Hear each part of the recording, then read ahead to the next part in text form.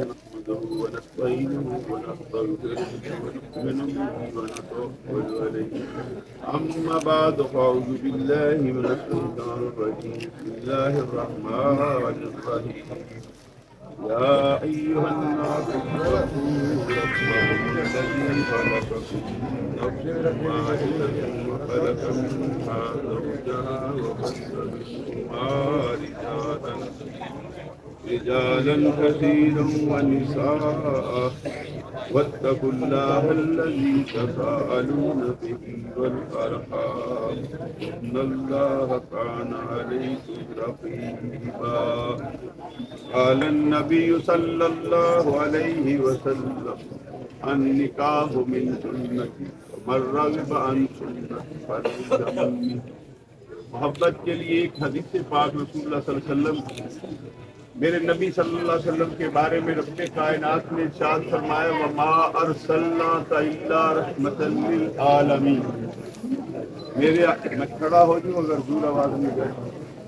میرے نبی کی شان ہے قرآن مجید فرقان حمید کے اندر رب کائنات نے فرمایا وما ارسلناک الا رحمۃ للعالمین. اللہ نے اپنے محبوب کو سارے جہانوں کے لیے رحمت بنا کے بھیجا. میرے نبی کریم علیہ السلام کی بیست مبارکہ سے پہلے لوگ بیٹیوں کو زندہ برگور کر دیتے تھے، بچیوں کو جلا دیتے تھے، دریاؤں میں بہا دیتے تھے. بیٹی جب پیدا ہوتی تو باپ اپنے منہ پہ کپڑا رکھ کے لوگوں سے شرم کے مارے ادھر چلا جاتا، کبھی ادھر چلا جاتا. میں قرآن کے حوالے سے بات کر رہا ہوں، حدیث کے حوالے سے. میرے نبی کریم علیہ السلام تشریف لائے تو اللہ کے رسول نے ماں کو عزت دی. اللہ کے نبی نے فرمایا 4 رشتے ہیں انسان کے، ماں، باپ، بہن، بیوی اور بیٹی. عورتوں میں 4 ہیں، 5ویں باپ ہے. میرے رسول نے کیا فرمایا؟ ماں کے قدموں تلے جنت ہے. پھر فرمایا تیری بہن تیرے ساتھ تیرے حقوق میں برابر کی شریک ہے. پھر فرمایا تم میں سے وہ بہتر ہے. یہ سب سے اہم حدیث ہے، صحاح ستہ کی حدیث مطہرہ ہے. میرے نبی صلی اللہ علیہ وسلم نے فرمایا تم میں سے وہ بہتر ہے. کیا کہا جی؟ تم میں سے وہ بہتر ہے جو اپنی بیویوں سے اچھا سلوک کرے. اب بات ہے نبی دو جہاں سرور کون و مکان صلی اللہ علیہ وسلم نے جب یہ فرما دیا تھا تو ہمارے لیے تو یہ کافی تھا، لیکن میرے نبی نے اس حدیث کو یہاں نہیں روکا. حضور علیہ الصلوۃ والسلام نے فرمایا تم میں سے وہ بہتر ہے جو اپنی بیویوں کے ساتھ اچھا سلوک کرے.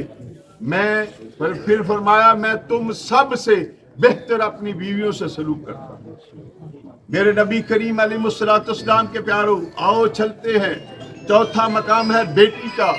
جب میرے نبی کریم علیہ السلام کو رب کائنات نے وما ارسلناک الا رحمۃ للعالمین بنا کے بھیجا تو اس پاک نبی نے فرمایا البنات رحمہ.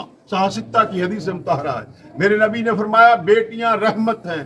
جب میرے نبی صلی اللہ علیہ وسلم نے یہ فرمایا تو پھر کر کے بھی دکھایا کہ جب میرے نبی کریم علیہ السلام کی پیاری شہزادی جناب سیدہ طیبہ طاہرہ زاہدہ عابدہ نیرہ منورہ جناب سیدہ خاتون جنت سلام اللہ علیہا حضور کی بارگاہ بے کس پناہ میں سلام کے لیے آتی، اپنے بابا کی زیارت کے لیے آتی تو میرے نبی کریم علیہ السلام کھڑے ہو جاتے. نہ کسی بادشاہ کے لیے ہمارے نبی کھڑے ہوئے، حتیٰ کہ جبریل امین آئے تو دونوں ہاتھ میرے نبی کے گھٹنوں پہ رکھ کے آپ سے دین کی باتیں کی. لیکن رسول کریم صلی اللہ علیہ وسلم کی جب شہزادی آتی تو میرے آقا کھڑے ہو جاتے، اپنی بیٹی کی پیشانی پہ بوسہ دیتے اور بیٹی اپنے بابا کا ہاتھ چومتی. محترم بھائیو یہ بات اس لیے کی ہے کہ اللہ کے نبی نے فرمایا، تیسری صحاح ستہ کی حدیث مطہرہ ہے، میرے حضور نے فرمایا جو 3 بیٹیوں کتنی میرے ساتھ بھائی یہ بات تو یاد رکھے، میں پنجاب سے آیا ہوں، پنجاب سے نہیں میں برطانیہ سے آیا ہوں، صرف منصور صاحب کے حکم اور حاجی صاحب قبلہ حاجی محمد قاسم چاند صاحب کے حکم سے یہ حدیث مطہرہ یاد رکھیے گا. میرے حضور نے فرمایا جس نے اپنی 3 بیٹیوں کی شادی کی یا ان کی مثل 3 بہنوں کی یا پھر اگر نہیں بہنیں نہیں بیٹیاں تو اپنے خاندان کی 3 بیٹیوں کی شادیاں کی تربیت کر کے تو اللہ کے نبی نے فرمایا کل قیامت کے بعد وہ میرے ساتھ ایسے.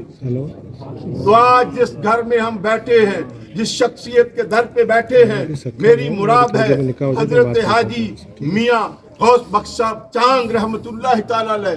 ارے انہوں نے 1 نہیں 2 نہیں 4 نہیں نہ جانے سینکڑوں بیٹیوں کی شادیاں کی. تو محمد مصطفیٰ احمد مجتبیٰ کے فرمان کے مطابق میرے نبی نے فرمایا کل قیامت کے بعد وہ میرے ساتھ جنت میں ایسے ہوں گے. تو محترم بھائیوں، آج انہی کے نقش قدم پہ چلتے ہوئے، انہی کا مظہر عتم بن کے ان کے برادر صغیر جناب حاجی محمد قاسم صاحب وہی فرائض ادا کر رہے ہیں جو ان کے بڑے بھائی کرتے تھے. تو محترم بھائیوں، جب بیٹی کا وقت آتا ہے تو خوشی سے رخصت کرو. بعض لوگ بیٹیوں کو بوجھ سمجھتے ہیں، بوجھ نہیں. میرے نبی نے فرمایا بیٹیاں کیا ہیں؟ رحمت ہیں. تو میں امید کرتا ہوں میری اس فریاد کو سن کے بیٹیوں سے وہی پیار کیا جائے گا جو مصطفیٰ جان رحمت کی سنت ہے. اللہ تعالیٰ میرا کہنا سننا قبول کرے. تو اب دعا کی جائے.